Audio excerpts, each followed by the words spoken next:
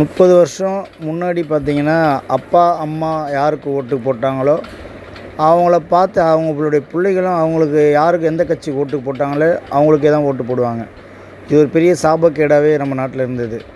அது அது தொடர்ந்து இப்போ பார்த்தீங்கன்னா, நடுவுல கொஞ்சம் ஒரு ஒரு 10 வருஷமா பார்த்தீங்கன்னா, அந்த அப்பா, அம்மாவுக்கு ஓட்டு போட்டத இல்லாம, மக்களே, இளைஞர்களே அவங்களுடைய இந்த நம்ம மண்ணுக்கு, நம்ம நாட்டுக்கு யார் சரியான தலைவர், அவர்கள் சுயமாக முடிவு பண்ணி வாக்கு போட்டாங்க. தேர்தலில் ஜெயிக்க வச்சாங்க.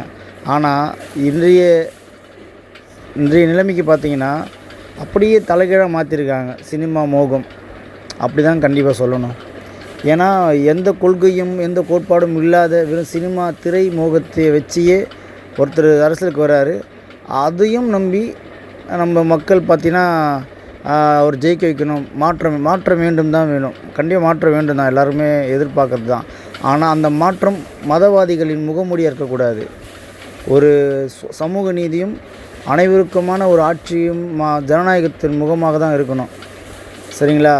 குழந்த சொல்லுதுன்னு இல்லை நம்ம பிடிச்சவர்னு அப்படி ஓட்டு தயவுசெய்து போடாதீங்க. நம்ம மண்ணுக்கு, நம்ம நாட்டுக்கு, சமூக நீதிக்கு பொருத்தமான தலைவராக யாரோ, நமக்காக யார் உழைச்சாங்களோ அவங்களுக்காக கண்டிப்பாக ஓட்டு போடணும், ஜெயிக்க வைக்கணும். சிந்தியுங்கள், சரியான தலைவரை தேர்ந்தெடுங்கள்.